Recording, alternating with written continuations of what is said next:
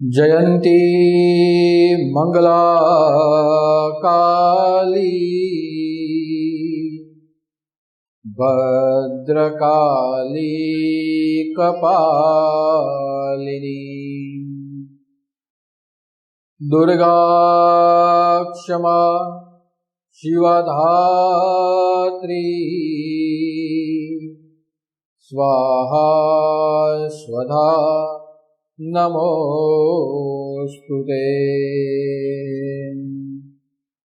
सर्वमंगलमांगल्ये शिवे सर्वार्धसाधिके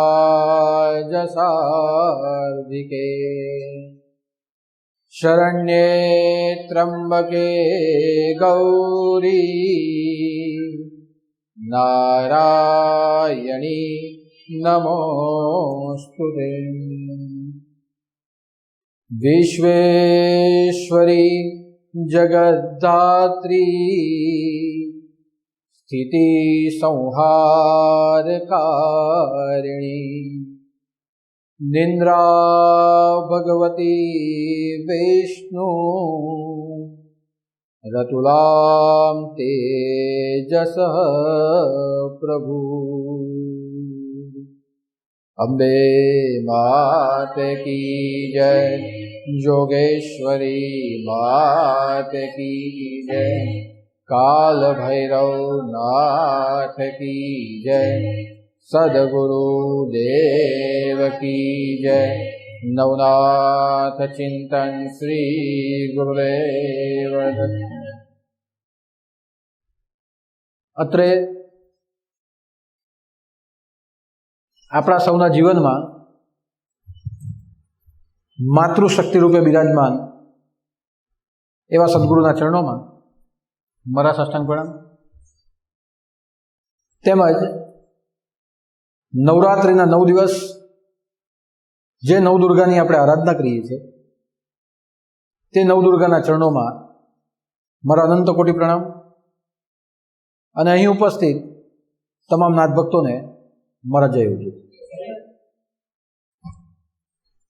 હાલ ચૈત્ર નવરાત્રિનો અવસર ચાલે છે અને ચૈત્ર નવરાત્રિનો અવસર એટલે 9 દિવસ નવદુર્ગાના અલગ અલગ રૂપોની આરાધના કરવી। નવદુર્ગાના અલગ અલગ રૂપોની આરાધના કરીને આપણે બધા જ એમની પાસે શક્તિ પ્રાપ્ત કરીએ છીએ અને એ જે શક્તિ આપણને મળે છે તે શક્તિનો ઉપયોગ આપણે જીવન જીવવા માટે કરીએ છીએ। એટલે ચૈત્ર નવરાત્રિ હોય કે શરદીય નવરાત્રિ હોય, બંને નવરાત્રિ એ શક્તિ ઉપાસનાના સ્ત્રોત તરીકે સાધકોએ કરવાની હોય છે। ફક્ત સાધકો જ કરે એવું નથી, પણ જેણે પણ જન્મ લીધો છે અને જન્મ લઈને જેણે દેહ લીધો છે એવા તમામ જીવાત્માએ શક્તિની આરાધના કરવી એ જરૂરી છે। શરદ નવરાત્રિની અંદર આપણે ઘટ સ્થાપના કરીએ છીએ અને ગરબા ગાઈએ છીએ અને ગરબા ગાઈને શારીરિક શ્રમ કરીને મા ભગવતી પાસે આપણે શક્તિ માંગીએ છીએ। જ્યારે ચૈત્ર નવરાત્રિની અંદર ઘટ સ્થાપના કરીએ છીએ અને ઘટ સ્થાપનાની સાથે સાથે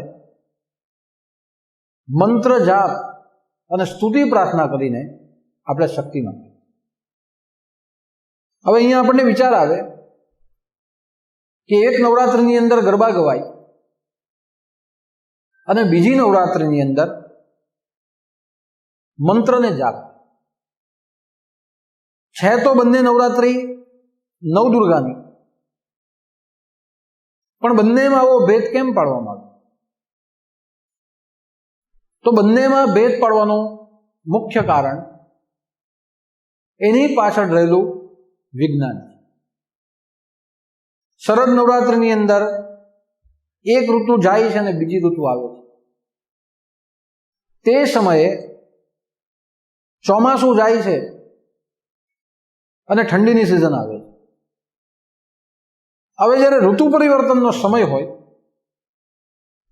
ત્યારે એની વચ્ચેની ઋતુમાં વરસાદનો ભેજ પણ જોવા મળે અને વાતાવરણમાં ઠંડક પણ જોવા મળે, જેને કારણે આપણને કફ વધુ પ્રમાણમાં થાય છે. અને એટલા માટે મીઠા વગરના ઉપવાસ કરવા કીધા,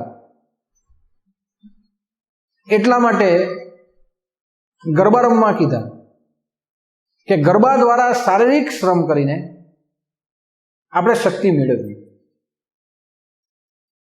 અને કફની પ્રકૃતિમાંથી મુક્ત થવા માટે આપણે ઉપવાસ કરવો. જ્યારે ચૈત્ર નવરાત્રિની અંદર એક ઋતુ જાય છે અને બીજી ઋતુ આવે છે. અહીંયા તમે જોશો કે ઠંડી ચાલી અને ગરમીની ઋતુની શરૂઆત. હવે આ સમયે સૌથી વધારે વાતાવરણની અંદર ગરમી આ જ સમયમાં ચૈત્ર મહિનામાં જોવા મળે. અને એ ગરમીને કારણે જાત જાતના વાયરસો પેદા થાય, જાત જાતના એવા પ્રકારના તાવ આવે કે જેને કારણે આપણા શરીરને ઇન્ફેક્શન લાગે. અને એવું કહેવાય છે કે ગરમીના રોગો આ વાતાવરણમાં વધારે. એટલા માટે વધારે શ્રમ ન કરતા જે ઉર્જા બ્રહ્માંડમાં ફરે છે તે ઉર્જાને મંત્ર દ્વારા પોતાની અંદર આપણે સ્થિર કરવા. એટલે શ્રમ ન કરતા સાધના કરવા કહ્યું છે. અને લીમડાના રસનું પાન, લીમડાનો રસ, સાકર, મરી, જેનો 9 દિવસ રસ પીવાની જરૂર છે કે જેથી કરીને ગરમીના રોગોમાંથી આપણને મુક્તિ મળે. એટલે એક બાજુ આયુર્વેદ પણ છે અને આયુર્વેદની સાથે સાથે આધ્યાત્મ પણ છે. અને કોઈને કોઈ રીતે આપણા શરીરને તંદુરસ્ત બનાવવા માટે આ નવરાત્રિ અને એની ઉપાસના કરવામાં આવે. સૌથી વધારે ધ્યાન આપણા મુનિઓએ શરીર ઉપર આપ્યું છે. અને એટલા માટે આ બંને નવરાત્રનું મહત્વ એ સૌથી વિશેષ. એવું કહેવાય છે કે ચૈત્ર સુદ એકમથી લઈને ચૈત્ર સુદ 9 સુધી સૃષ્ટિની ઉત્પત્તિનો કાર્યક્રમ ચાલુ રહ્યો. જ્યારે આ સૃષ્ટિમાં કંઈ હતું નહીં ત્યારે જગતજનની એને મનમાં ઈચ્છા થઈ કે આખું બ્રહ્માંડ મારી અંદરથી હું પ્રગટ કર્યું છે. હવે આ બ્રહ્માંડની અંદર જે પણ કંઈ જોવા મળે છે એ બધું જળ પદાર્થો જોવા મળે છે. પર્વતો જોવા મળે છે, નદી જોવા મળે છે, જમીન જોવા મળે છે, હવા જોવા મળે છે, અગ્નિ જોવા મળે છે. બધા પદાર્થો જળ જોવા મળે છે. તો એ જળ પદાર્થોનું નિર્માણ થયું, તેનો અર્થ શું રહેશે? તો આ જળ પદાર્થોની સાથે સજીવ પદાર્થોને પણ મારે ઉત્પન્ન કરવા કે જે સજીવ ચાલતો હોય, ફરતો હોય, બોલતો હોય અને વિચારતો. એટલે બ્રહ્માંડ નિર્માણ થયા પછી જો મારે જીવ નિર્માણ કરવો હોય, જો હું જીવ નિર્માણ કરું તો જ આ જગતની અંદર જીવન પ્રગટ થાય. અને જીવન પ્રગટ થશે તો આ સૃષ્ટિ ચાલશે. એકલા જળ પદાર્થોથી જીવન મળશે નહીં. અને એવો વિચાર કરીને માં ભગવતીએ 3 દેવતાઓને બોલાવ્યા. પહેલા બ્રહ્મા, એમના તેજમાંથી બ્રહ્મા પ્રગટ થયા, પછી વિષ્ણુ પ્રગટ થયા અને પછી શિવ પ્રગટ. બ્રહ્માને આજ્ઞા કરી કે તમે પરમપિતા છો, આજથી સૃષ્ટિના પિતા હું તમને જાહેર કરું છું. તમારી અંદર સર્જન કરવાની શક્તિ છે, તો તમે જીવોનું સર્જન કરો. વિષ્ણુને કીધું કે તમારી અંદર પોષણ શક્તિ છે, જીવન આપવાની શક્તિ છે, આહાર, પાણી, અન્ન એ પેદા કરવાની શક્તિ છે તમારી. તો તમે જે જીવ જન્મે છે એની વૃદ્ધિ માટે, એના પોષણ માટે તમે તમારી પોષક શક્તિ નિર્માણ કરો. અને શિવને કહેવામાં આવ્યું કે જીવ જે જન્મશે અને જો જન્મતો જ રહેશે, એક પછી એક જીવ જન્મતા રહેશે, તો સૃષ્ટિ ઉપર પગ મૂકવાની જગ્યા રહેશે નહીં. એટલે જે વસ્તુ જૂની થઈ જાય, જે વસ્તુ શક્તિહીન થઈ જાય, તેનો વિનાશ કરી નાખો. અને એનો વિનાશ કરીને સૃષ્ટિમાં નવા નવા જીવો ઉત્પન્ન થતા રહે એવું કાર્ય કરો. એટલે હું તમને વિનાશનું કાર્ય સોંપું છું. ફરી ફરી જન્મવું, ફરી ફરી મરવું. જે નિર્માણ થાય છે તેનો વિનાશ પણ થાય છે. એટલે જન્મથી લઈને વિનાશ સુધીનો ક્રમ ચાલે અને આ સૃષ્ટિ આગળ વધતી રહે એવી 3 દેવતાઈ શક્તિઓને નિર્માણ કર્યું. અને કીધું કે હું શક્તિ રૂપે રહીશ, પણ આ કાર્ય સૃષ્ટિ ચલાવવાનું એ આજથી તમારે કરવાનું. હવે બ્રહ્મા, વિષ્ણુ અને મહેશ આ 3 વિચારવા માંડ્યા કે અમને કહી તો દીધું કે તમે નિર્માણ કરો, અમને બતાવી પણ દીધું કે તમારામાં સર્જન શક્તિ છે, તમારામાં પોષણ શક્તિ છે, તમારામાં સંહાર શક્તિ છે, પણ એ અમારી શક્તિઓ અમે ઉપયોગ કઈ રીતે કરીએ? અમારી શક્તિઓ છે એવી અમને ખબર કઈ રીતે પડે? અને અમારી શક્તિ કઈ રીતે કામ કરશે અમને હજુ એની કંઈ ખબર પડતી નથી. એટલે બધાએ ભેગા થઈને વિશ્વ શક્તિને પ્રાર્થના કરી કે તમે કીધું કે તમારી અંદરની શક્તિઓને જાગૃત કરો, પણ કઈ રીતે? અમને તો એનું કંઈ જ્ઞાન જ નથી, કંઈ ખબર પડતી નથી. અમે તો સાધન માત્ર છે, તો કઈ રીતે કરીએ? ત્યારે જગદંબાએ કીધું કે ચિંતા નહીં કરો, તમારી સાથે હું પોતે મારા 3 રૂપો લઈને જોડાવું છું. એટલે બ્રહ્મા સાથે સરસ્વતી જોડાયા. સરસ્વતી એક શક્તિ છે. બ્રહ્મા સાથે સરસ્વતી જોડાયા, વિષ્ણુની સાથે લક્ષ્મી જોડાયા અને શિવની સાથે પાર્વતી. હવે બ્રહ્મા સાથે સરસ્વતી જોડાઈ એનો અર્થ શું? કે કોઈ પણ વસ્તુની સર્જન કરવાની શક્તિ આપણી પાસે હોય, પણ સરસ્વતી એટલે શું છે? વિદ્યા છે. વિદ્યા શું કામ કરે? તો વિદ્યા હંમેશા લોકોનું ભલું કરવાનું કામ. એટલે બ્રહ્માની સર્જન શક્તિની સાથે સરસ્વતી જોડાઈ ગઈ, જેને કારણે જે પણ બધું નિર્માણ થયું, આ દરેક પદાર્થો નિર્માણ થયા તે ઉપયોગી રીતે નિર્માણ. તમે જુઓ કે પાણી છે, તે પાણી આપણે પીને જીવન ટકાવ્યું છે. પાણીથી વનસ્પતિઓ ફળ પેદા કરે છે. આ જમીન છે, એ જમીન ખાલી એમ જ નથી, પણ એના પેટાળમાં તમે જતા રહો તો કેટલા બધા મહત્વના તત્વો પ્રાપ્ત થાય. હવાનો સદુપયોગ કરવામાં આવે તો શુંનું શું થઈ શકે? તો જે પણ કંઈ પદાર્થ નિર્માણ થયા એ દરેક પદાર્થ બહુજન હિતાય માટે નિર્માણ થાય એવી રીતે એને નિર્માણ કરવું. એટલે નિર્માણ કરવું મહત્વનું છે, પણ નિર્માણ કેવું થવું જોઈએ? બધાનું હિત થવું. એટલે વિદ્યાનો અર્થ થાય કે જે દરેકને ઉપયોગી બને. આજે આપણે દીકરાને પેદા તો કરીએ, પણ આપણો દીકરો દુનિયામાં આપણને ને બધાને મદદ કરશે એવો બનાવવા માટે એને સારી બુદ્ધિ તો આપણે આપવી પડે. તો સરસ્વતીનો અર્થ થાય વિદ્યા,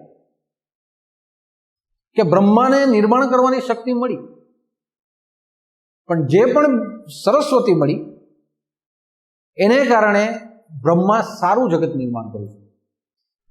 એટલે જગતનો કોઈ ખૂણો ખરાબ નથી, જગતના કોઈ પદાર્થ ખરાબ નથી. જગતના પદાર્થોનો ખરાબ ઉપયોગ આપણે કર્યો છે. બાકી અગ્નિ પણ ખરાબ નથી, વાયુ પણ ખરાબ નથી, જલ પણ ખરાબ નથી, ભૂમિ પણ ખરાબ નથી, કોઈ તત્વો ખરાબ નથી. પણ એનો દુરુપયોગ એ આપણે બધાએ કર્યો. એટલે બ્રહ્માની સાથે સર્જન શક્તિની સાથે સરસ્વતીની શક્તિ જોડાય ત્યારે એ સરસ્વતીને શક્તિ જોડાવાને કારણે સુંદર જગતનું એક નિર્માણ થયું, જે જગત બધાને માટે ઉપયોગી. પછી વિષ્ણુની સાથે લક્ષ્મીને જોડવામાં આવી. આ લક્ષ્મી એક શક્તિ કે વિષ્ણુમાં પોષણ કરવાની શક્તિ તો હતી, પણ લક્ષ્મી એટલે ખાલી પૈસો નહીં. લક્ષ્મી એટલે બુદ્ધિ, લક્ષ્મી એટલે આપણી વાચા, લક્ષ્મી એટલે વિદ્યા, લક્ષ્મી એટલે અન્ન. જે વસ્તુ વૃદ્ધિ પામે તેને લક્ષ્મી કહેવાય. આપણે કહીએ ને કે બરકત, 5 રૂપિયા હતા, 5ના 25 થયા, 25ના 50 થયા, વધ્યા જ કરે, વધ્યા કરે, વધ્યા કરે, એ લક્ષ્મી. લક્ષ્મીનો અર્થ થાય વૃદ્ધિ. તમારા પરિવારમાં 2 જણના લગ્ન થાય, એને 2 સંતાન થાય, ભણે ગણે એનો વંશવેલો વધે, એને વૃદ્ધિ. તો લક્ષ્મી શક્તિ જોડાવાથી આ જગતમાં વૃદ્ધિ થઈ. અને વૃદ્ધિ કેવી થઈ? કે જીવને ભોજન મળ્યું. એક અન્નનો દાણો નાખો, એક ચોખાનો દાણો નાખો તો 1000 દાણા પાકી. આ વૃદ્ધિ, આ લક્ષ્મી. એટલો બધો જળનો પુરવઠો ભગવાને બનાવી દીધો, 3 ભાગ પાણી અને 1 ભાગ જમીન. અને પાછું એ જળના ભાગમાં પેટાળમાં જાય તો પેટાળમાં પણ ખરીજ આપણને મળે. એવી વૃદ્ધિ કરી. એટલે વિષ્ણુની પોષણ શક્તિ એ લક્ષ્મીના રૂપમાં આવી, જે એક વાપરે એટલા માટે નહીં, અનેક જણા વાપરી શકે એટલો ભંડાર લક્ષ્મીએ ભરી દીધો. આપણે લક્ષ્મીનો ઉપયોગ ફક્ત પૈસા તરીકે જ જોઈએ, પણ પૈસા એ તો એક જ એનો ઉપયોગ છે. પણ પૈસા સિવાય પણ લક્ષ્મી એટલે શુદ્ધ, જે પવિત્ર હોય, જેના આગમનથી ઘરની પ્રગતિ થાય. અને એટલે આપણે કહીએ ને કે ભાઈ તારામાં બુદ્ધિ છે કે નહીં? આ બુદ્ધિ એ ધન છે કે જેટલી વાપરો તેટલી વધે. સારી રીતે વાપરો તો બધાનું ભલું થાય, ખરાબ રીતે વાપરો તો બધાનું બુરું થાય ને પોતાનું પણ બુરું થાય. આ વાણી આ પણ લક્ષ્મી છે કે જીવને વાણી આપી, લક્ષ્મી આપી એકબીજાની સાથે બોલવા માટે, સારા શબ્દો એકબીજા સાથે વાતચીત કરવા માટે. આ જ વાણીથી મંત્ર પણ બોલાય છે, આ જ વાણીથી સ્તુતિઓ ગવાય છે, આ જ વાણીથી આપણા સંબંધો જળવાય છે. પણ એ વાણી જે ભગવાને આપી છે એનો દુરુપયોગ કરી નાખો તો સંબંધો પૂરા પણ થાય. એટલે પોષણ શક્તિ જ્યાંથી વૃદ્ધિ થાય એવી લક્ષ્મીની શક્તિ એ વિષ્ણુને મળી, કે જેને કારણે જીવ મૃત્યુ સુધી પહોંચવા માટેની તમામ સુવિધાઓ એકને નહીં અનેક જીવોને પ્રાપ્ત. એ કહેવાય લક્ષ્મી. ત્યાર પછી શંકરની સાથે પાર્વતી જોડાય, શિવ અને શિવા એટલે સંહાર શક્તિ. અને સંહાર શક્તિનો અર્થ થાય કે જે જૂનું થાય તે પૂરું થઈ જાય, અને જે પૂરું થઈ જાય તે ફરી પાછું નવું થઈને આપણી વચ્ચે આવે. એટલે સંહાર કરવા માટે શિવને શક્તિ તો મળી, પણ કેવો સંહાર? નિયંત્રણમાં સંહાર. આજે ભગવાન જે સંહાર લીલા કરે છે તે સંહાર લીલા પણ એક નિયંત્રણમાં થાય. એવું નથી કે શિવને સંહાર કરવાની શક્તિ મળે એટલે જે આવે તેને માર્યા જ કરે. જે શિવના શ્રાવણ માસ કરે તેને બચાવે, અને જે પુરુષોત્તમ માસ કરે એને મારી નાખે, એવું નથી. એ તો આપણે બધું શોધી કાઢ્યું કે શંકર ભગવાનની ભક્તિ કરે તો વિષ્ણુ ભગવાનને ખોટું લાગે, વિષ્ણુ ભગવાનની ભક્તિ કરે તો શંકર ભગવાનને ખોટું લાગે, એ બેની કરે તો માતાજીને ખોટું લાગે, માતાજીની કરે તો બધાને ખોટું લાગે. એ આપણે નથી કહ્યું, કારણ કે આપણો સ્વભાવ જ ખોટું લગાડવાનો છે. એટલા માટે દુનિયામાં કોઈ પણ વ્યક્તિ એવો બતાવો કે જેને કોઈ દિવસ ખોટું નહીં લાગ્યું હોય. તમને ગમે એટલું મળે, પહેલું તો આપણને ઓછું પડે, અને બીજું ખોટું લાગે. આપણો સ્વભાવ જ એવો છે કે બધાની જોડે આપણે વાંકું જ પડીએ. કોઈ આપણી સાથે નહીં બોલે ને બીજા સાથે બોલે એમાં વાંકું, ને બીજાને આપણી સાથે બોલે તેમાં વાંકું. આખો સંસાર ચાલે છે એના પર, એકબીજાથી વાંકું પડવાનું. આ બાજુ અહીંયા વાંકું થાય તો પેલા ત્યાં હીધું થાય, પેલામાં હીધું થાય તો પેલામાં વાંકું. એ આપણી વૃત્તિ છે, અને એ વૃત્તિને કારણે આપણે ભગવાનને આપણે જ ઝઘડાઈ માર્યા છે બધા. બાકી આખા દુનિયાની અંદર એકમેવ અદ્વિતીય એક જ શક્તિ કામ કરે, પણ આપણે બનાવી દીધી અનેક શક્તિ. એટલે નિયંત્રણમાં સંહાર, કે જેને ખરેખર જેનું આયુષ્ય પૂરું થાય એનો સંહાર કરવો. અને સંહારનો અર્થ શું થાય? નવું જીવન પાછું. એટલે શિવને સંહાર શક્તિ મળી, પણ પાર્વતીના રૂપમાં એને નિયંત્રણ પણ મળ્યું. અને એ નિયંત્રણ એટલે આ સૃષ્ટિ ઉપર જેટલા જન્મે તે પ્રમાણમાં માણસો જાય પણ. જેટલા પદાર્થો જૂના થાય તેટલા નવા નિર્માણ થાય.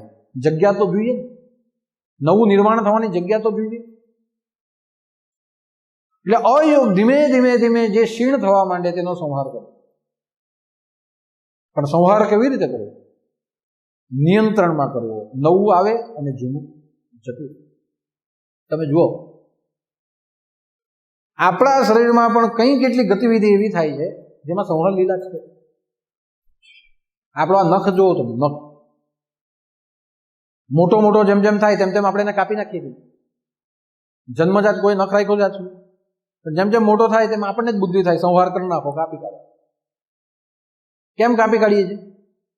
કે નખ જો માપમાં હોય તો આંગળા કામ કરે, પણ નખ માપમાં નહીં હોય ને લાંબા ચોટલાના જેવા નખ વધ્યા કરે તો કામ થાય આજથી. આ વાળમાં પણ સંહાર છે. એક વાળ જૂનો થાય એ પડી જાય અને બીજો વાળ પાછી ઉગવા માંડે. એ આપણે નથી પાડતા, પણ કુદરતી એ ખરી જાય, એનું આયુષ્ય પૂરું થતા ખરી જાય. અને જેવો ખરવા માંડે તેઓ ધીમે ધીમે ત્યાંથી નવો વાળ ઉગે. એટલે આપણી અંદર પણ એવી સંહાર શક્તિ છે. આપણે ભણવામાં આવતું હતું કે આપણી અંદર રોગ પ્રતિકારક શક્તિ માટેના એવા જીવાણુઓ છે કે અંદર જે રોગ થાય તેની સામે લડે છે, અને અંદર જે રોગ થાય તેની સાથે લડે અને મરે એટલે પછી ઇન્ફેક્શન. એટલે ભગવાને આપણી અંદર પણ એ શક્તિ મૂકી કે બહારથી આવતો રોગ એ અંદરથી રહેલા જે પણ કીટાણુઓ છે, જીવાણુ, તે લડતા જાય આપણા લોહી દ્વારા. એટલે જો અંદર કેટલું મોટું યુદ્ધ ચાલે, સંહાર લીલા. અને એ સંહાર લીલા પણ માપમાં થાય. અને એ જો સંહાર લીલા થાય છે તો આપણે નાનેથી મોટા બની શકીએ. એક અવસ્થામાંથી બીજી અવસ્થામાં જવા માટે આપણી અંદર પણ કંઈક કેટલીક સંહાર લીલા, જેની ખબર આજ સુધી આપણને પડતી. એટલે આ બધા જ નિયંત્રણો, એવું નથી કે ફક્ત ને ફક્ત માણસનું મૃત્યુ થાય એ જ સંહાર નહીં, પણ આ શરીરમાં પણ કંઈ કેટલું ખોટું હોય તે જાય અને કંઈ કેટલું નવું પાછું આવે, ખોટું જાય અને નવું પાછું. એટલે જન્મથી લઈને તમે ગड्ढा થઈ જાઓ ત્યાં સુધી શરીરમાં પણ કેટલો ફેરફાર થાય છે. આ આખી નિયંત્રણ શક્તિ, સંહાર શક્તિ, નિયંત્રણ શક્તિ એ ભગવાન શિવને આધીન છે. અને 3 દેવતાઓને 3 શક્તિઓ આપી, એ શક્તિઓ જાગૃત થઈ અને એ શક્તિને આધીન થઈને આખું આ વિશ્વ એ ચાલે છે. એટલે ચૈત્ર સુદ એકમના દિવસથી સૃષ્ટિ નિર્માણની પ્રક્રિયા ચાલુ થઈ અને નવરાત્રિના 9 દિવસ સુધી આ પ્રક્રિયા ચાલુ રહી, ચાલતી જ રહી, આજે પણ ચાલે છે. તો સૃષ્ટિ જ્યારથી નિર્માણ થઈ, તે જગત નિર્માણ થયું એ 9 દિવસ એટલે ચૈત્ર નવરાત્રિ. અને શરદ નવરાત્રની અંદર મહિષાસુર રાક્ષસને મારવામાં આવ્યું, શુંભ અને નિશુંભનો વધ થયો, ધૂમ્રલોચનનો વધ થયો. આવા અનેક રાક્ષસોનો વધ એ 9 દિવસમાં માએ કર્યો. એટલે ત્યાં શૌર્ય ગાથા ગવાય છે, અહીંયા જગત નિર્માણની ગાથા ગવાય છે. બંનેમાં શક્તિએ પોતાનો ભાગ કર્યો. એટલે જગત નિર્માણ જે સમયમાં થયું એ નવરાત્ર એટલે ચૈત્ર નવરાત્ર કહેવાય. અને આમ પણ જ્યાં નિર્માણ થતું હોય ત્યાં શક્તિનું સર્જન પણ થતું હોય, જ્યાં સંહાર થતો હોય ત્યાં પણ શક્તિ પોતાનું સામર્થ્ય બતાવતી હોય. એટલે નવરાત્રિના કોઈ પણ પર્વ હોય એ શક્તિ મેળવવાના પર્વો. આજે આપણા બધાને જ શક્તિની જરૂર છે. કોઈ માણસ એવો નથી કે જેને શક્તિ ન જોઈએ. આપણા પાસે લાખો રૂપિયા હોય તો પણ શું ફરક પડે, છેલ્લે શરીરને તો શક્તિ જોઈએ જ. ખાલી બેઠા બેઠા આપણે ભલે ગમે એટલું કામ કરીએ, પણ શરીરમાં જ્યાં સુધી શક્તિ નથી ત્યાં સુધી તમે ગમે એટલા સાધન સંપન્ન હોય, એ સાધનોનો ઉપયોગ કે ઉપભોગ તમે કોઈ પણ દિવસ કરી શકો. એટલે નવરાત્રિની ઉપાસના એ બલો ઉપાસના છે. તમે આ 2 નવરાત્રિ ભરપૂર ઉપાસના કરી લીધી એટલે સૌથી પહેલી તંદુરસ્તી પ્રાપ્ત થાય, અને તંદુરસ્તી મળતાની સાથે આખું વર્ષ આપણા સંસારની અંદર આપણે કાર્યરત જઈ શકીએ. મહાભારતના કાળમાં તમે જોજો કે જ્યારે જ્યારે યુદ્ધનો સમય આવ્યો છે ત્યારે ત્યારે મોટા મોટા યોદ્ધાઓએ પણ શક્તિની ઉપાસના. જ્યારે યુદ્ધ થયું તે પહેલા ભગવાને અર્જુનને કીધું કે અર્જુન તું જા અને મા જગદંબાની આરાધના કર. મા જગદંબા આવશે અને તને શસ્ત્ર આપશે. એ શસ્ત્ર શક્તિ છે એને પ્રાપ્ત કર અને સમય આવ્યા યુદ્ધમાં તું એનો ઉપયોગ કર. અને અર્જુને પણ ઉપાસના કરી. ત્યારે જઈને ઘણા બધી શસ્ત્રો એ મા જગદંબાએ અર્જુનને. રામાયણના સમયમાં એવું કહેવાય છે કે રામ ભગવાન જ્યારે રાવણને મારવાના હતા તો ત્યારે રામ ભગવાને ચૈત્ર નવરાત્રિ કરી. અને ચૈત્ર નવરાત્રિની અંદર એણે અનુષ્ઠાન કર્યું રામ ભગવાન. અને દુર્ગા માતાનું અનુષ્ઠાન કરીને, નવદુર્ગાની પ્રાર્થના કરીને રાવણને મારવાની ભરપૂર શક્તિ માતા દુર્ગા પાસે. નવનાથ ચરિત્રમાં તમે જુઓ કે મચ્છેન્દ્રનાથ અને નવનાથ એ અયોનિ સંભવ હતા. એ કોઈ યોનિમાંથી ઉત્પન્ન થયેલા નહીં હતા. જેમ આપણી ઉત્પત્તિ થાય તેવી કામપિંડ હતું નહીં. એની ઉત્પત્તિ અયોનિ સંભવ હતી. અયોનિ સંભવનો અર્થ થાય કે સહજાસહજ પ્રગટ થાય, કોઈના ગર્ભ દ્વારા એ પ્રગટ થયા. હવે અયોનિ સંભવ એટલે સર્વગુણ સંપન્ન, સામર્થ્યશાળી. એને કોઈના આધારની જરૂર પડતી નથી. આપણે જન્મવું હોય તો આપણને માનો ગર્ભ જોઈએ, માના ગર્ભમાં આપણને પોષણ જોઈએ. બહાર આવ્યા પછી પણ કંઈ કેટલા વર્ષો સુધી મા દ્વારા આપણું પોષણ થતું રહે. માનું દૂધ પીને મોટા થઈએ, આપણી કાળજી એને લેવી પડે, કેટલી બધી અજ્ઞાન દશા છે. અને ધીમે ધીમે ધીમે ધીમે આપણને જ્ઞાન આવતું થાય પછી આપણે સ્વાવલંબી થઈ જઈએ છીએ. પણ માના હેઠળ આપણું પોષણ જ્યાં સુધી થાય છે ત્યાં સુધી માને પરાવલંબી છે. નાનામાં નાનીથી મોટામાં મોટી બધી વસ્તુ મા બાપને પૂછીને કરવી. મા બાપ ખવડાવે તો જ આપણે ખાઈ શકીએ, સમજ આપે તો જ આપણને ખબર પડી. સંસ્કારોથી લઈને આ શરીરની વૃદ્ધિ પણ મા બાપને આધારિત હોય. એટલે આપણે સ્વતંત્ર નથી, પરતંત્ર રીતે આપણે ઊભા થવું. અને વ્યવસ્થિત પછી નોકરી બોકરી લાગી જાય, પૈસા પૈસા હાથમાં આવી જાય એટલે સ્વતંત્ર થાય, એટલે લગ્ન થાય એટલે પાછા ત્યાં પરાવલંબી થઈ જાય. હું ઘણાને જોયા છે કે મા બાપના છાયા હેઠળ મોટા થાય, વધતા જાય, વાત બરાબર, થોડા સ્વતંત્ર સારા હોય, લગ્ન થઈ જાય ને પછી માણસ દેખાતો જ બંધ થઈ જાય. પછી આપણે કે કેમ ભાઈ દેખાય નહીં? એ હવે તમને ખબર નહીં પડે. બરાબર છે, પતિ પતિ એટલે પતિ ગયો, હવે અમને શું ખબર પડે? એટલે ત્યાં પાછા બંધાઈ જાય, એટલે ત્યાં આધારિત થઈ જાય. સમગ્ર સુખ પછી પત્નીના આધીન. એટલે તમે વિચારો કે નવનાથે અયોની સંભવ હતા, કોઈના આધારની જરૂર હતી, પણ છતાં જ્યારે જ્યારે એમની અંદર આત્મ સાક્ષાત્કાર થયો ત્યારે ત્યારે બધા જ નવનાથોએ સાબરી મંત્રની ઉપાસના. કોઈએ મહાકાલીને પસંદ કરી, કોઈએ દુર્ગાને પસંદ કરી, કોઈએ હિંગલાજને પસંદ કરી, કોઈએ વજ્રેશ્વરીને પસંદ કરી, મચ્છન્દ્રનાથ જેવા મચ્છન્દ્રનાથ જે પોતે નારાયણ છે. પણ આ જગતનું ઘડતર કરવા માટે અને સારા કાર્યો કરવા માટે કેટલી શક્તિ ઉપાસના કરી. મહાકાલીની શક્તિ ઉપાસના કરી, હિંગલાજ માતાની શક્તિ ઉપાસના કરી, વજ્રેશ્વરી માતાની ઉપાસના કરી, ગોરક્ષનાથે ઉપાસના કરી. તમામ નવનાથે જગતના કાર્ય કરવા માટે માં જગદંબાની ઉપાસના ફરજિયાત કરવી પડી. એટલે નારાયણ હોવા છતાં પણ સામર્થ્ય મેળવવા માટે અનુષ્ઠાનો કરવા પડ્યા. અને એ બધા અનુષ્ઠાનમાં સૌથી મોટું અનુષ્ઠાન સાબરી મંત્ર છે.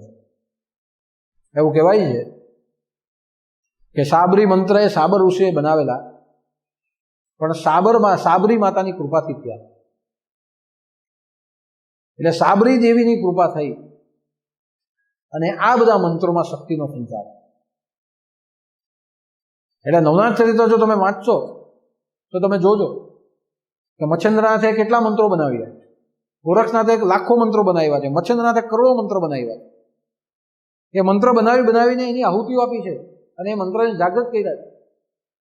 અને જાગૃત કરીને શક્તિ મેળવી અને એ બધા મંત્રોને લોક ઉદ્ધાર માટે અમે ઉપયોગ કર્યો.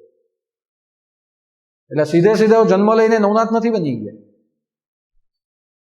પણ જન્મ લઈને નાથ પદ મેળવવા સુધી અનેક ગણા અનુષ્ઠાન શક્તિ મેળવવા માટે ન કર્યા.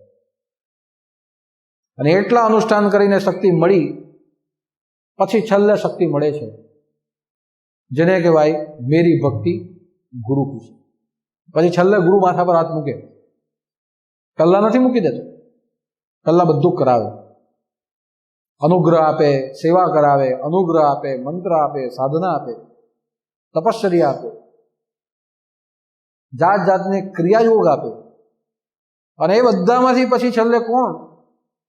છેલ્લે આ બધી વિદ્યા જ્યાં ખીલી જાય, એક વિદ્યા ખીલવનાર એક ગુરુ છે.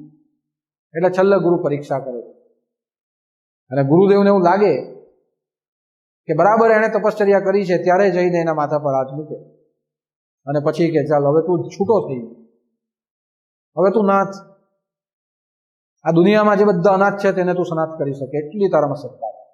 પણ ગુરુદેવ છેલ્લે માથા પર હાથ મૂકે. એટલે છેલ્લી શક્તિ કોની પાસેથી મેળવવાની? એક ગુરુ પાસે. આપણે ઉલટું કરીએ છીએ. કલ્લા આવતાની સાથે જ ગુરુદેવને કે માથા પર હાથ મૂકી દેવું એટલે બધું પતી ગયું, અહીંયા જ પૂરું.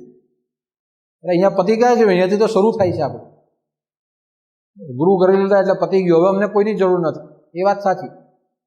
ગુરુ કર્યા પછી કોઈની જરૂર નહીં મળે. એમાં સામાજિક માણસોની તો બિલકુલ જરૂર નહીં મળે. ગુરુ કરી ગયા એટલે વાત પતી ગઈ. ગુરુ કર્યા પછી સાધના કરવાની જરૂર. આપણે ઉલટું વિચારીએ, એકવાર ગુરુ કરી લીધા એટલે પતી ગયું, બધું દાદાને જ આપી દે. મેં કીધું તેમ પતરુઓ દાદા જ ચડાવે,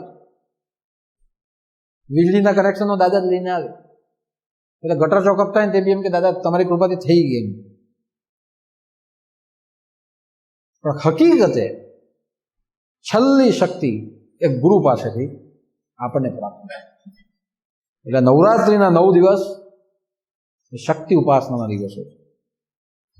અને શક્તિના મુખ્ય 2 જ કાર્ય હોય, એક દાહ આપવો અને બીજો પ્રકાશ. અગ્નિના 2 રૂપ છે. અગ્નિનું એક રૂપ સળગાવી નાખ, જે આવે તેને બાળી નાખ. અને અગ્નિનું બીજું રૂપ અંધારું હોય તો પ્રકાશ કરવો. એને અંધારા સાથે કોઈ લેવા દેવા નથી. અગ્નિ પ્રકાશ કરવાનું કામ, અને અગ્નિનું બીજું કામ બાળી નાખવાનું. તેમ શક્તિના 2 કામ છે. એક પ્રકાશ આપે. જેવી શક્તિનો સંચાર થાય એટલે જ્ઞાન મળે, બધું દેખાતું થયું કે શું સાચું છે ને શું ખોટું. એ જ્ઞાન ગુરુ પાસેથી મળે. એવું કીધું ને કે છેલ્લે ગુરુ શક્તિ આપે, હાથ મૂકે. અને હાથ મૂકી દીધો એટલે ગુરુનો અર્થ શું થાય? ગુરુ એટલે અંધકાર મટે ને પ્રકાશ આપે, એ ગુરુ. એટલે પહેલું કામ શું? પ્રકાશ આપે. અને બીજું કામ અંદરનું જે બધું હોય તે બાળી. આ 2 શક્તિ, એક શક્તિમાં આ 2 પ્રક્રિયાઓ રહેલી છે. અને એ બંને પ્રક્રિયા જ્યારે જીવનમાં શરૂ થાય ત્યારે બધા માયાના બંધનો આપણા નષ્ટ થઈ જાય. અને એવું તો કહેવાય છે કે રામ અને સીતા આ બંને એક જ રૂપ છે. જે સમયે લંકા પર વિજય મેળવી લીધો અને ફરી પાછા અયોધ્યામાં આવી ગયા, અને અયોધ્યામાં રામનો અભિષેક થયો, રાજ તિલક થયો, એટલે જેને જે જોઈતું હતું તે બધું આપી દીધું. જાણે યુદ્ધમાં મહેનત કરેલ તેને ભેટ સોગાદ આપવામાં આવી. એ સમયે હનુમાનજી 2 હાથ જોડીને ત્યાં ઉભા રહ્યા. બધાને બધું અપાય છે, પણ હનુમાનજી કઈ લેવા આવતા નથી. એક જ જગ્યા પરથી રામ અને સીતાને જુએ છે.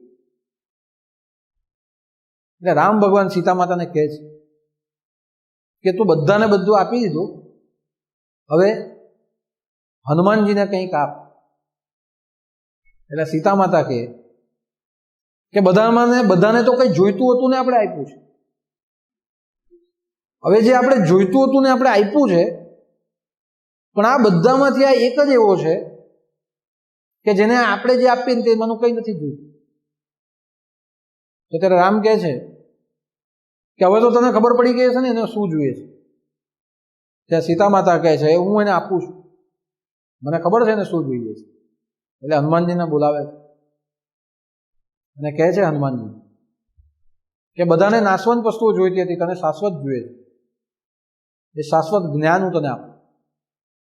અને પછી હનુમાનજીને કહે છે સાંભળ, હવે આખી જિંદગી તો આપણે યુદ્ધ જ કર્યા કર્યું, પણ હવે ખરો બહુ. હનુમાનજી કે શું? ત્યારે સીતા માતા કહે કે રામનો જન્મ થવો, ગુરુકુળમાં શીખવા જવું, ધનુષ ભંગ કરવો, મારી સાથે લગ્ન કરવા, અયોધ્યા છોડવી, વનની અંદર જવું, મારું હરણ થઈ જવું, અને તમારા સહિત બધાને મળવું, સેતુબંધ બંધાવો, અને છેલ્લે જઈને રાવણ, કુંભકર્ણ, ઇન્દ્રજીત જેવા રાક્ષસોને મારવા અને ફરી પાછું આવવું. આ જે પણ કંઈ બન્યું છે તે તને જો એમ લાગતું હોય કે ફક્ત રામને કારણે બન્યું છે, એવું નથી, આ બધું મારે કારણે. ત્યારે હનુમાનજી વિચારે કઈ રીતે? ત્યારે કીધું કે રામ એ પ્રકાશ આપનાર શક્તિ છે તમને બધાને, જ્યારે હું એ વિકારોનું દહન કરનાર. હું આગળ ચાલી અને રામ પાછળ આવી ગયા. જો મારું હરણ થાય નહીં અને મારું હરણ થયું અને હું લંકામાં ગઈ, તેને કારણે રામ તમને બધાને મળ્યા છે. બાકી હું લંકામાં જાવ જ નહીં ને મારું હરણ થાય નહીં તો તમને લાગે કે રામ તમને મળે? તો કે ના, એ તો અશક્ય છે. કારણ કે રામ આવેલા ત્યારે રામે એમ જ કીધું કે મારે સીતાને લાવવી છે, મને મદદ કરો. ત્યાંથી બધા જોડાયા. બસ હું આગળ આગળ ચાલી અને વિનાશ કરતી ગઈ, શત્રુઓને, અધર્મીઓને મારતી ગઈ, અને રામ મારવા માટે પાછળ પાછળ આવતા. એટલે રામ એ પ્રકાશ શક્તિ છે અને હું વિસર્જન કરનાર શક્તિ છું. જો હું આગળ જાઉં નહીં તો આ દુનિયાની અંદર અધર્મનો નાશ થાય. એટલે અહીંયાથી તું સમજી લે કે તને ભલે રામ દેખાતા હોય, એ કાર્ય કરતા દેખાય છે, પણ રામની અંદર કાર્ય કરનાર શક્તિ એ હું પોતે છું. એટલે અમારા બંનેમાં ભેદ જોવાની જરૂર નથી. અમે બંને એક રૂપ છે. અને ત્યાં હનુમાનજીને બોધ પ્રાપ્ત થયો અને હનુમાનજીએ ત્યારે કીધું છે કે હવે મને ખબર પડી કે સૂર્ય અને સૂર્યનો પ્રકાશ એનાથી જુદો હોઈ શકતો નથી, ચંદ્ર અને ચાંદની જુદી હોઈ શકતી નથી, સમુદ્ર અને એના મોજા એનાથી જુદા હોઈ શકતા નથી. તેમ રામ અને સીતા આ બંને એકબીજાથી જુદા હોઈ શકતા નથી. માટે રામ અને સીતા આ એક જ શક્તિના બે અલગ અલગ રૂપો છે. રાધા અને કૃષ્ણ આ શક્તિના અલગ અલગ રૂપો છે. તે પ્રમાણે આપણી અંદર રહેલી શક્તિ એના રૂપો અનેક અનેક છે, પણ અંતે તો આ શક્તિનું મુખ્ય કેન્દ્ર સ્થાન એ આપણી આત્મશક્તિ છે. તમે આ જુઓ આ શરીરને, કે આ શરીરની અંદર કેટલી શક્તિ રહેલી છે. આ શરીરની અંદર માનસિક શક્તિ છે, વિચારવાની, મનની શક્તિ છે, વિચારવાની શક્તિ, ઈચ્છા કરવાની શક્તિ છે, ચાલવાની શક્તિ છે, બોલવાની શક્તિ છે, સંકલ્પ કરવાની શક્તિ છે, અનેક પ્રકારની શક્તિ છે આ મન. પણ આ બધી શક્તિનું કેન્દ્ર સ્થાન એ આપણા આત્મામાં રહ્યું. આત્મા જાગૃત થાય તો આ બધી શક્તિનું નિયંત્રણ. હમણાં છે બધી શક્તિ આપણામાં, પણ આપણી અંદર શક્તિઓ નિયંત્રિત નથી. પણ એ નિયંત્રિત શક્તિ ક્યારે થાય કે પહેલા ગુરુ કૃપાથી પહેલો પ્રકાશ પ્રાપ્ત થાય આપણને, અને એ પ્રકાશથી આપણને ખબર પડે કે મારી ઈચ્છા મારે કેવી કરવી. આજે આપણને બધી જાત જાતની ઈચ્છા થતી હોય, પણ ઘણી બધી ઈચ્છા એવી હોય કે જેમાં બીજાને નુકસાન થાય. આપણને જાત જાતના વિચાર આવતા હોય, પણ મોટે ભાગના વિચારો એ ફક્ત ને ફક્ત વેડફાઈ જતા હોય છે, યોગ્ય દિશામાં હોતા નથી. ઘણા બધા સંકલ્પો ઉઠે, પણ ઘણા બધા સંકલ્પોમાંથી કોઈ પણ એક જ સંકલ્પ આપો સાકાર થાય છે. એટલે ઈચ્છા શક્તિ છે, ક્રિયા શક્તિ છે, જ્ઞાન શક્તિ છે, બધી જ શક્તિ છે. પણ ગુરુ કૃપાથી પહેલી પ્રકાશ આપણને પ્રાપ્ત થાય, અને પ્રકાશ પ્રાપ્ત થઈ ગયા પછી આપણી અંદર એક દાહિકા શક્તિ પ્રાપ્ત થાય, જે ખોટી વસ્તુનો વિનાશ કરે. જો તમે મોટે ભાગે જુઓ, તમારી અંદર કોઈ પણ વસ્તુને લઈને બે વિચાર ચાલતા હોય. માનો કે રસ્તે 1 રૂપિયો પડ્યો છે, તો આપણી અંદર બે વિચાર ચાલે. પૈસા પડેલા દેખાય એટલે શું વિચાર આવે? લઈ લો. લઈ લીધા પછી શું વિચાર આવે? તમને જે ઈચ્છા હોય ને તેની પૂરી કરો. કોઈને નાસ્તો કરવાની ઈચ્છા હોય તો શું વિચારે? નાસ્તો કરો. કોઈને કંઈ ખરીદવાની ઈચ્છા હોય તો ખરીદી કરી નાખે. કોઈને દારૂ પીવાની ઈચ્છા હોય તો દારૂ પી કાઢે. જેવી જેવી તમારી ઈચ્છા હોય તેવા તેવા તમને વિચાર આવે. એક વિચાર નથી આવતો, 4 વિચાર. શું કરું? બચાવું, ખાઈ કાઢું, વાપરી કાઢું, કોઈને આપી દઉં, પૂરા કરી નાખું. પાછો બીજી વખતે વિચાર બી આવે કે આ પૈસા પડ્યા છે ને, ખરેખર મારા નથી, કોઈ મંદિરે દાન કરી દેવા જોઈએ, કોઈને આપી દેવા જોઈએ, ખોટા કોઈના બીજાના પૈસા ઉચકીને સારું નહીં કહેવાય. આવા પણ વિચાર આવે. હવે એવા અનેક વિચાર આવે, પણ જેનામાં જ્ઞાન છે તે શું કરશે? એ પૈસાનો સદુપયોગ કરશે, પોતાના માટે નહીં, છેલ્લે કોઈ બીજાને સારા ઉપયોગ માટે આપી. પણ એક જ વસ્તુને લઈને કેટલા વિચાર આવી ગયા? સારા વિચાર પણ આવ્યા છે અને ખરાબ વિચાર પણ આવ્યા. આપણે ગુરુ દરબારમાં આવીએ, આપણું સારું થયું, સારું કરવા માટે જ આવીએ આપણે કે મારું કંઈ ભલું થાય. અને જેવું આપણું ભલું થઈ ગયું પછી આપણે શ્રદ્ધા બેઠી. શ્રદ્ધા બેઠી પછી ધીમે ધીમે ચાલ, આ થઈ ગયું, આ થઈ ગયું, આ થઈ ગયું, હવે કઈ હવે ગઈને ભગવાનને પ્રાર્થના કરું, પેલા નડતા છે ને તે ધીરા થઈ જાય. આ પણ વિચાર આવે કે નહીં? આપણે પેલા પોતાનું ભલું થઈ ગયું, સારું થઈ ગયું, પછી ખરાબ વિચારો પણ ચાલુ. હા, એને પ્રાર્થના કરું, પેલો નડે તેનું આમ થવું જોઈએ, પેલા આમ બોલ્યો તેનું આમ થવું જોઈએ, આનું આમ થવું જોઈએ. હવે વિચાર કરો, પહેલા આપણું ભલું થઈ ગયું, પછી હવે આપણે બીજાનું ભલું કરવા ચાલુ થઈ ગયું. પણ એક જ માણસમાં સારા પણ વિચાર આવે, ખરાબ પણ વિચાર. એટલે પ્રકાશ શક્તિનો જ્યારે આપણામાં ફેલાય ગુરુ કૃપાથી, જ્ઞાન શક્તિ સમારૂઢા તત્વમાલા વિભૂષિતા ભુક્તિ મુક્તિ પ્રદાતા તસ્મૈ શ્રી ગુરુ. કે ગુરુ કૃપાથી જ્ઞાન શક્તિ ફેલાય, પછી દાહિકા શક્તિ ફેલાય, જે ખરાબ વિચારોને મારતી જાય અને સારા વિચારોનું સર્જન આપણી અંદર કરતી.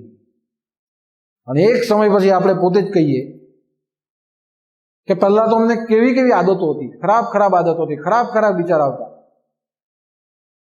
પણ જ્યારથી ગુરુવાર ભરવાના ચાલુ કર્યા, જ્યારથી સત્સંગમાં જવાના ચાલુ કર્યા, જ્યારથી જે સોંપાય તે અનુષ્ઠાનો કરવાના ચાલુ કર્યા, હવે આજે ખબર નહીં, કોઈનું ખરાબ કરવાનું મન નહીં.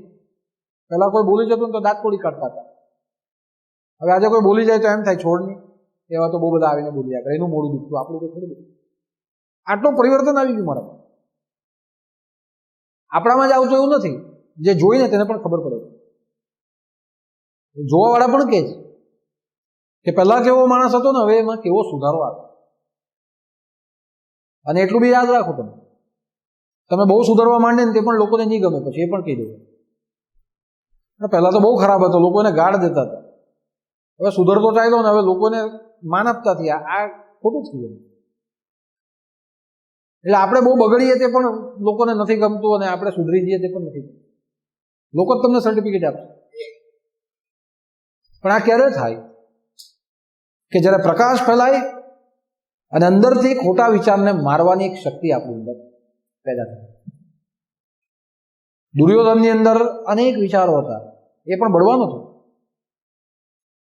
પણ એની અંદર એને શક્તિ આપનાર કોઈ હતું નહીં. અને એને મળી ગયા શકુની, એટલે જે ખોટું વિચારે તેમાં સહકાર આપે, બરાબર છે, બરાબર છે, બરાબર. પણ પાંડવોની અંદર અનેક ઘણી શક્તિ હતી, પણ એ પાંડવોને પ્રકાશ આપનાર શક્તિ હતી એ કૃષ્ણની શક્તિ. અને એટલે શ્લોક લખાયો છે કે યત્ર યોગેશ્વર કૃષ્ણ તત્ર પાર્થો ધર્મ. કે જ્યારે જ્યારે આપણી અંદર ખરાબ વિચારો આવશે, પણ ત્યારે ત્યારે જો કૃષ્ણ એટલે ગુરુ, કોઈ ગુરુની શક્તિ જો આપણી સાથે હશે તો ખોટા વિચારોમાંથી આપણે બહાર. અને અર્જુન સારા વિચારો તરફ. કર્ણમાં બહુ શક્તિ હતી, પણ કર્ણને પ્રકાશ આપનાર કોઈ શક્તિ નહીં હતી, એટલે એની શક્તિ આખી દુર્યોધનના પક્ષમાં ગઈને ગઈ. એટલે આપણી અંદર જ્યારે દાહિકા શક્તિ પેદા થાય ત્યારે આપણા ખોટા વિચારો મારી નાખે, ખોટી ઈચ્છાઓ આપણી મરવા માંડે, ખોટા સંકલ્પો આપણા ખલાસ થઈ જાય, ખોટી કાર્ય કરવાની શક્તિઓ મરવા માંડે, અને ફક્ત સારું નિર્માણ કરવાની શક્તિ એ આપણામાં એકજૂથ થાય. અને એવી રીતે એકજૂથ થાય કે જ્યાં બધું ભેગું થઈને સારું ભેગું થાય, ત્યાં જઈને ધર્મ કાર્ય કરવા માટે આપણે સુપાત્ર બનીને ત્યાં ઉભા થાય. એટલે છેલ્લે જે શક્તિ અપાય છે એ ગુરુની કૃપાથી અપાય. અને ગુરુ આપણને આ બે શક્તિઓ, એક જ શક્તિ, આ બે શક્તિઓ આપણને પ્રદાન કરે. એટલે જે આ નવરાત્રિ ચાલે છે એ નવરાત્રિમાં આપણે શક્તિ માંગવાનું કામ કરવાનું. પણ શક્તિ કોને મળશે? તમારા આત્માને. જે પણ કેન્દ્ર છે એ આત્મા છે, મન કેન્દ્ર નથી. તમારી અંદરનું કેન્દ્ર તમારો આત્મા. આત્માનો પ્રકાશ અકબંધ છે, પહોંચતો નથી. એ શક્તિ જ્યારે મળશે ત્યારે આપણા આત્માનો પ્રકાશ આપણા તમામ વિભાગ સુધી છે. એટલે નવરાત્રિની અંદર શક્તિ ઉપાસના. ખોટું કરવાવાળા ખોટી શક્તિ પણ માંગે છે, સારું કરવાવાળા સારી શક્તિ પણ માંગે. આ નવરાત્રિની અંદર તંત્ર વિદ્યા પણ બહુ થાય. તાંત્રિકો આસો નવરાત્ર કરતા ચૈત્ર નવરાત્ર વધારે કરે. એમની પાસે જે મેલી વિદ્યાના જે મંત્રો હોય તે મંત્રની સાધના આખો દિવસ કરે, આખી રાત કરે, શક્તિ મેળવી લે. પણ એ લોકોને કોઈ પ્રકાશ આપનાર નહીં હોય એટલે એ શક્તિના ખોટા ઉપયોગો. હકીકતે કોઈ વિદ્યા મેલી નથી, બધી જ વિદ્યા ચોખ્ખી હોય છે, પણ વિદ્યાનો ઉપયોગ કરવાવાળા એને મેલી કરીને મૂકી દે. અને જેટલી પણ તંત્ર વિદ્યા છે, આ બધી જ તંત્ર વિદ્યા એ સાબરી મંત્રની વિદ્યાઓ. જે મૂઠ જારણ, મારણ, ઉચ્ચાટન, આ જે બધી વિદ્યા છે, નાથ સંપ્રદાયની વિદ્યા છે, નાથોએ બનાવેલી વિદ્યા છે. પણ જ્યારે એ વિદ્યા ખોટા માણસોના હાથમાં લાગી ગઈ ત્યારથી એનાથી ખોટા કામ થતા થઈ ગયા. અને એ વિદ્યા પછી બની ગઈ મેલી વિદ્યા, એ બીજાનું બુરું કરવા માટેની એક વિદ્યા. નવનાથ ચરિત્ર તમે જુઓ, એટલે નવનાથ ચરિત્ર જ્યારે પૂરું થાય ને ત્યારે બધા ફળો લખેલા છે. એમાં આવે છે કે જળ પીડા દૂર કરવા માટે આ અધ્યાય વાંચો તો દૂર થાય. તો આ બધા અધ્યાય છે એ નિવારવા માટેના. મચ્છેન્દ્રનાથને જુઓ, ગોરક્ષનાથને જુઓ કે પોતાની શક્તિથી વાતાકર્ષણનો પ્રયોગ કરે, સ્પર્શાસ્ત્રનો પ્રયોગ કરે, અનેક પ્રકારના અસ્ત્રો વાપરે. આ બધું શું?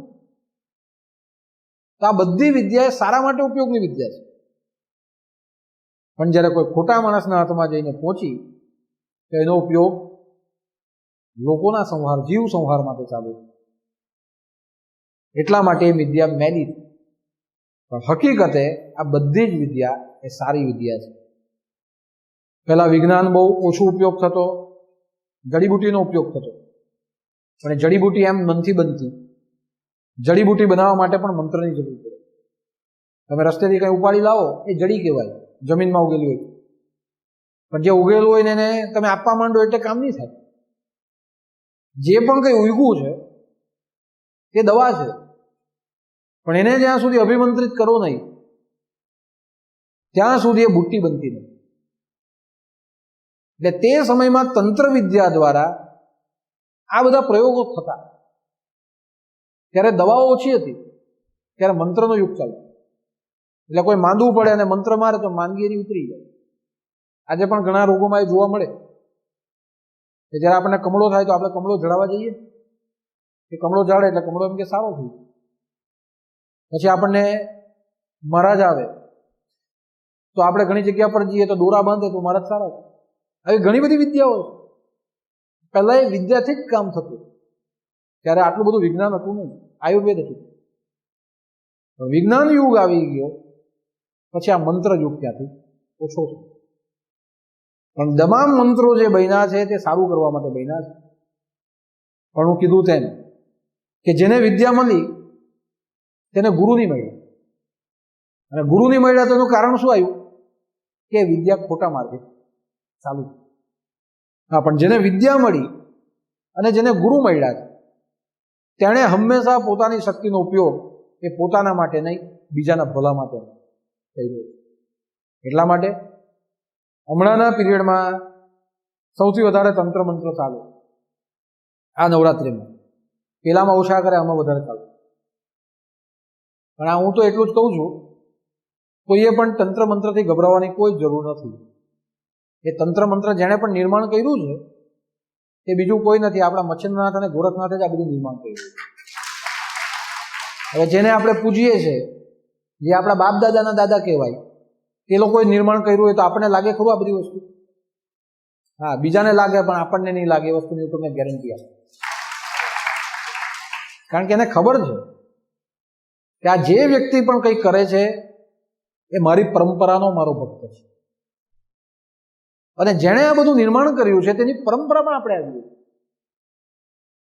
એટલે જેની પરંપરામાં આપણે આવતા હોય અને જેણે આ બધું નિર્માણ કર્યું હોય, જેના હાથમાં આ બધી સત્તા છે, તે કોઈ દિવસ લખી રાખ કે આપણને મેલી વિદ્યા લાગવા દેતું. ઘણાને લાગે તે આવીને કંઈ પણ ખરા કે દાદા અમને આવું લાગ્યું, ત્યારે મારે પૂછવું પડે દર ગુરુવારે આવે કે એ તો નહીં આવીએ દર ગુરુવારે, કોઈક વખત આવીએ એમ. મેં કહું એટલે આજે આવ્યા તે કોઈક વખત જ ના આવે, કારણ કે આવું કંઈ થાય એટલે તમે આવે. આ બધું કોને અસર કરે? જે પૂરેપૂરું ગુરુ કર્યા પછી જે નિયમો નથી પાડતા તેને અસર. તમે કંઈ કરો કે નહીં કરો, તમારો ગુરુવાર ભરવાનો તમે નિયમ ચાલુ રાખો. તમારો ગુરુવાર ભરવાનો નિયમ ચાલુ રાખો. ભલે 52 ગુરુવાર નહીં ભરાય, મહિનાના 4 ગુરુવાર નહીં ભરાય તો વાંધો નહીં, મહિનાના 2 ગુરુવાર ભરવાના ચાલુ રાખો. ઉત્સવ ભરવાના ચાલુ રાખો. કોઈને કોઈ રીતે ગુરુ દરબારમાં આવતા રહો, બીજું બધું છોડી દો બાજુ. તમે ફક્ત ગુરુ દરબારમાં આવવાનો નિયમ ચાલુ રાખો. મારી ગેરંટી કે સામે ઉભો રહીને પણ જો કોઈ તમને બૂઠ મારે ને તો તમે મને કહેજો, મારે પણ લાગે નહીં, મારવા દો ને. કોઈના બહુ પાવર હોય તો કહેવાનું મારું, અહીંયા જ ઉભો રહ્યો. તારા ગુરુમાં પાવર કે મારા ગુરુમાં પાવર એટલું નથી. ને આટલું જ બોલવાનું, મેરી ભક્તિ ગુરુ કી શક્તિ. જો પછી આવેલી વસ્તુ પાછી પરત થાય કે નહીં, રીબાઉન્ડ પાછી થાય કે નહીં તમે જોઈ લો. હા, પણ તમારો નિયમ હોવો જોઈએ 52 ગુરુવાર ગુરુ દરબારમાં જવાનું. તમે આટલું કરો ને, લખી લો કે આ તપોભૂમિ છે. આ ભૂમિ એ ભક્તિ ભૂમિ છે. અહીંયા આવીને બધું બળી જ જવું જોઈએ. ફક્ત ના બેઠા બેઠા ગુરુ દરબારનું શ્રવણ કરીને બાધા લો કે આ મને તકલીફ પડી છે ને આવું કોઈ કંઈક કર્યું છે, આવતા ગુરુવારે કઈ બી થાય હું આવું છું. જો તમે આટલું સ્મરણ કરો ને કેમ નહીં સારું થાય? સારું થવું જ જોઈએ, કારણ કે આ તપોભૂમિ. પણ તમને ઘણાને અસર થાય છે એનું કારણ આ જ છે કે તમે તમારા નિયમો પાડતા નથી. જેમ વસ્તુની જરૂર પડે ને દુકાનમાં ગયા ને તેમ આ દુકાન બનાવી લીધા. જ્યારે કૃપાની જરૂર પડે ત્યારે જઈને ખરીદી આવવાનું, 10 રૂપિયા મૂકવાના, કૃપા લેતા જાય. પાછું કામ થાય એટલે 100 રૂપિયા મૂકે. આવું આવું કૃપા ચાલુ રાખજો. એટલે આ કઈ દુકાન કઈ થોડી, આપણે દુકાન બનાવીશું, દુઃખ પડે એટલે ખાલી જી આવવાનું. આ કોઈ દુકાન નથી, આ તપોભૂમિ છે. તપોભૂમિ એટલું લખી રાખો. તપોભૂમિ પર આવવા માટે પણ તમારું તપ હોવું જોઈએ, તો તમે અહીં આવી. આપણે અહીંયા બેઠા છે ને, આ દેવસર ગામ છે અમારું. આખા ગામની અંદર તમે અનેક અલગ અલગ ગામથી આવો, પણ આમાં દેવહરના કેટલા 10 માણસ તમને જોવા મળે. પછી ઘણા મને કે દાદા અલગ અલગ ગામના આવે, તમારા જ ગામના કેમ નહીં આવે? તમને કે વાંધો કે લોકો નહીં? મને કોઈ વાંધો નહીં મળે, એ લોકોને કોઈ વાંધો નહીં મળે. વાંધો છે ને અમારા બેની વચમાં છે. તો શું વાંધો? વાંધો એટલો જ છે કે એ લોકોને એવી બીક છે કે અમે આવીને હુધરી ગયા, તો આટલો જ વાંધો. એ જે પેલી સુધારવાવાળી જે તાકાત છે ને એનો વાંધો છે આ બધો, બાકી અમને કઈ. હવે તમે વિચારો કે આટલા નજીક રહીને પણ એ લોકોના તપ નથી. એ લોકોના તપ નથી એટલે જિંદગીભર કદાચ આવી નહીં. હા, પણ કોઈના તપ પુણ્ય ફળશે તેવો માણસ આ ભૂમિ ઉપર. અને છે એવા ઘણા આવાવાળા છે, નથી આવતા એવું નથી. ઘણા લોકલાજે નહીં આવે. હાર અમે જવું તો કોઈ શું કહે, પણ પાછા અહીંયાથી જાય ને ત્યારે પગે લાગતા તો પાછા એમ તો ડોકું કરતા જ જાય. હું અહીંયાથી બહાર નીકળું તો ઘણા પાછા 2 હાથ જોડે. પાછા એવી પાછા કેવી રીતે જોડે મને ખબર નહીં પડે, મારી પીઠ પડી જાય પછી જોડે. પછી મને કહેતા હતા પેલા તમને હાથ જોડતા હતા. સારું, મેં તો નહીં જોયું. હું જોયું, મેં કહું બાબા મારી પીઠ ફરી તો તને દેખાય. એમાં પાછા દાદાને ખબર નહીં પડી, જો અમે માનીએ તો ઘણા છે. પણ કહેવાનું તાત્પર્ય છે જેનું પુણ્ય હશે તેવા પુણ્યશાળી માણસો આ તપોભૂમિ પર આવીને ઉભા રહે. માટે અવિરત નિયમ રાખો. મહિનાના 4 ગુરુવાર નહીં ભરાય તો 2 ભરો. એ જે તમે ગુરુવાર ભરો છો એમાં તમને શું મળે છે તે તમને ખબર નહીં પડે, પણ એ મળશે એ ખબર ક્યારે પડશે? કે સમય જ્યારે વિકટ આવશે ને ત્યારે તમને ખબર પડશે કે આ ગુરુવાર ભરેલા આજે મારા કામ લાગ્યા. એ તમારો અનુભવ તમને કહેશે. દાદાએ વર્ષોથી આ જ કીધું ને બધાને કે ભાઈ કંઈ નહીં કરો, ગુરુવાર ભરતા રહો, બસ તમે ભરવાનું કરો. 4 નહીં તો 2 ભરો. મહિનામાં 2 ગુરુવાર ભરો. જે ગુરુવાર ચૂકી જાય તો રવિવારે આવી જાય, આડા દિવસે આવીને પગે લાગી જાય. અહીંયા કોઈના દરવાજા આપણે બંધ કર્યા જ નથી, પણ આવવાનું ચાલુ રાખો. તમારા ઘરમાંથી એક માણસ પણ જો આવતો રહેશે તો એનું ફળ આખા ઘરને મળશે. તું યાદ રાખ. હમણાં અમે ક્રિકેટ મેચ રહીમાં, ક્રિકેટ મેચમાં મેં ઘણા છોકરાઓને જોયા. મેં પૂછ્યું, ભાઈ આ બધા કોણ છે? આ બધા દેખાતા તો નથી. દાદા એ લોકોના મા બાપ આવે. એ વાત બરાબર છે. તો મેં કહું આ લોકો કેમ આજે આવ્યા? એ લોકોના મા બાપ આવે ને, પણ એમ કે છોકરા નહીં આવે એટલે રમવા સારું લઈ આવ્યું. મેં કહું મા બાપને જ લઈ આવવા જોઈએ ને રમવા. નહીં, આમાં હું છે એ લોકોને લાભ મળે.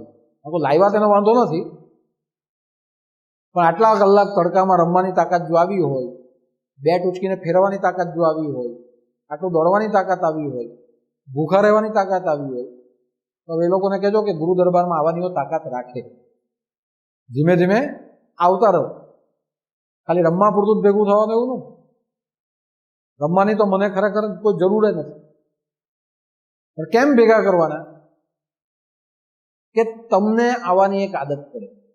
તમને એટલું ખબર પડે કે બીજા બધા જે ધર્મગુરુઓ ઉપર સુધી બેઠા છે ત્યાં પહોંચી નથી શકતા ને, એ લોકો તમારા જેવા થઈ નથી શકતા. પણ હું જ્યાં પણ બેઠો છું ને ત્યાં તમારા જેવો થઈને તમારી વચ્ચે આવું છું. તમારા જેવો થઈને તમારી વચ્ચે આવું છું એટલે એક સમજ આપવા માટે આવું છું કે તમે અને હું સરખા છે. આપણે ભેગા મળીને ભક્તિ કરવાની છે. માટે તમે બાકી આ દુનિયામાં ખોળિયાઓ મોટા મોટા સંપ્રદાયો છે, પણ કોઈ બી સંપ્રદાયના ધર્મગુરુએ જો રમવા માટે ભક્તો વચ્ચે બેટ લીધી હોય તો મને બતાવો. કોઈ લે નહીં. ત્યારે બધાને પોતાનું પદ પણ દેખાશે અને બધાને પોતાનો યુનિફોર્મ દેખાશે, બધાને પોતાના તિલકો દેખાશે. પણ હું તો બધું મૂકીને ગયો. હું ઘણા માણસો એવા જોયા, પોતાના નહીં હતા, બધા બહારના. ઘણા બધા બહારના પણ હતા, પીધેલા માણસો હતા, પણ મને કોઈ ફરક નહીં પડ્યો. જે પીધા હતા તે પીધેલા રહ્યા, અને અમે રમતા હતા અમે રમતા રહ્યા. નથી મારા કારણે એ સુધરી ગયા ને નથી એ લોકોને કારણે હું બગડી. બધા હરખા જ રહ્યા. હા, પણ એક વસ્તુ રહી, રમવાનો આનંદ એક જ જુદો આનંદ. પણ એ બાને બાને અહીંયા આવતા થાય અને તમે આવતા રહેશો તો લખી રાખો કે એક ઘરમાંથી એક માણસ પણ જો આવે તો એના પરિવારમાં 100% સુખ પહોંચે. એટલી વસ્તુ પાકી. માટે આ નવરાત્રિના દિવસો છે, ભરપૂર ઉપાસના કરો, શક્તિ મેળવો. આપણા બધાને એટલો ફાયદો ચોક્કસ છે કે જીવનમાં કોઈને ગુરુ મળ્યા હોય કે નહીં મળ્યા હોય, પણ જ્ઞાન શક્તિ સમારૂઢા, જ્ઞાન શક્તિ આપનાર એ ગુરુ એ આપણા બધાને પ્રાપ્ત થયા છે. નવરાત્રિની આરાધના કરતા જાઓ, શક્તિ મેળવતા જાઓ અને ધર્મને ઉપયોગી થાય એવા પાત્ર તમે બનતા જાઓ. એટલી જ પ્રાર્થના કરું.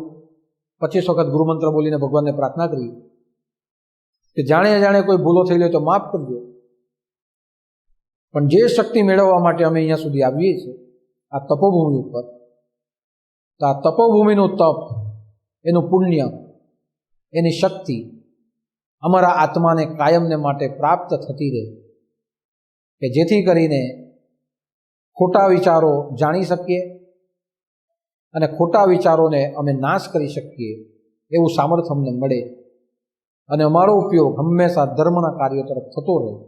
એવી 25 વખત ગુરુમંત્ર બોલીને પ્રાર્થના કરી.